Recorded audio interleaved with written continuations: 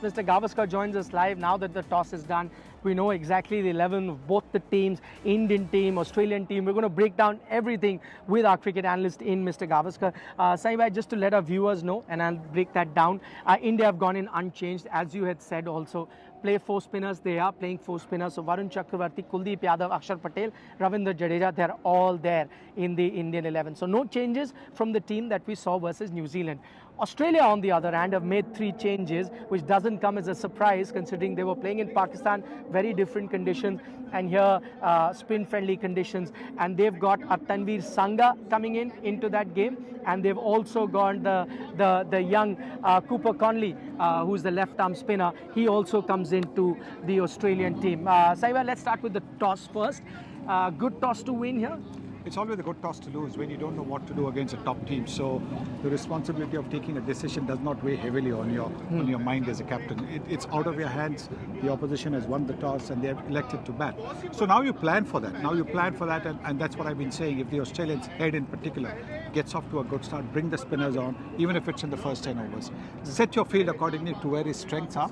Where is he likely to hit the ball? Set your fields accordingly, and if you get him out, that's a big blow because he's been the big headache, if I might say that, for India in all kinds of formats. He's been the big headache. Okay, Saivai, from Australia's point of view, this probably presents them with the best chance of beating India, put a total, because we know in these conditions they may have struggled had they been chasing, and they don't know the conditions very well. Yes, I think runs on the board is always, a big, huge factor. Even if it's a low score, if you've got runs on the board, you can always pressurize the team that is chasing. You get early wickets, get them to a slow start, then the pressure builds up on the chasing team. I'm again now thinking from India's point of view, they'd be thanking New Zealand. They lost the toss, but New Zealand allowed that opportunity for the Indian team to be looking at the match differently. So they've now got the experience of doing everything. And the first 2 games also, let's not forget, India were chasing. So that holds them in good stead in this game? Definitely, because they know exactly what to do, how to pace a chase. Obviously, depending on the runs that they have got to chase. Against Bangladesh and against Pakistan, it wasn't a big score that they had to chase. So they could take it a little bit easy.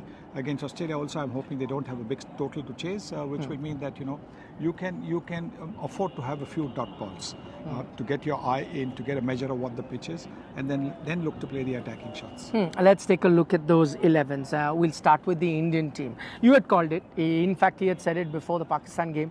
Play 4 spinners. Was that New Zealand game a bit of a dress rehearsal? Let's see how this goes. Yes, because I think Varun Chakravarti playing in Dubai for the first time in a 50 overs game.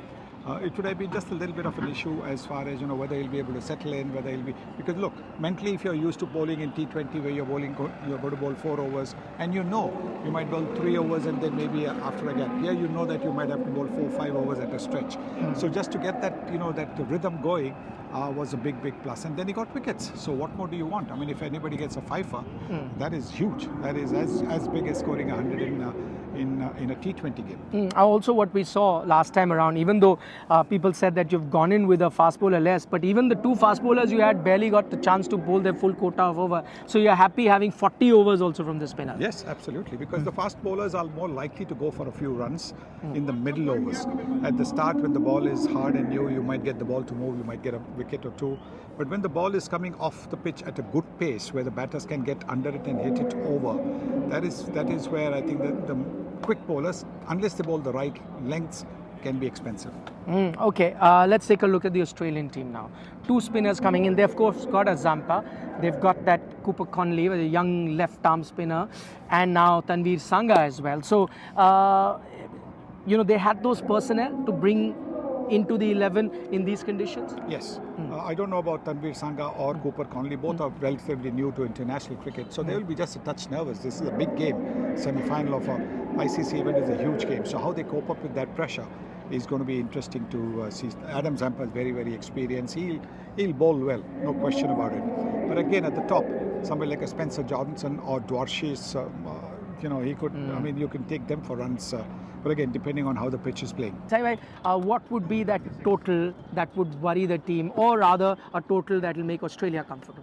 I think anything over 260, 270, anything over 5 runs and over as the asking rate, India will know that they have a fight on their hands because they'll need to get off to a good start, make sure that they don't lose too many wickets by the 25th over, probably lose maybe just a wicket in the first 10 overs of the power play.